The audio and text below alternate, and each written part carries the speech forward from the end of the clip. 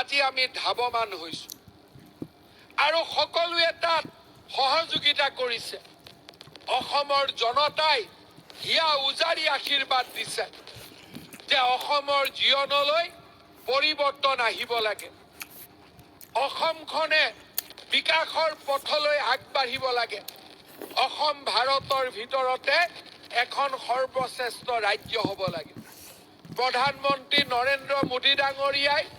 অজস্ৰ পৰিকল্পনা আৰু সহযোগিতাৰে আমাক সেই পথত আগুৱাই যোৱাৰ বাবে প্ৰেৰণা দিছে মই আন বিভাগসমূহত নিযুক্তি পোৱা সমূহ বিষয়া কৰ্মচাৰীক অনুৰোধ জনাম আপোনালোকে যাতে নিজৰ কৰ্তব্য পথত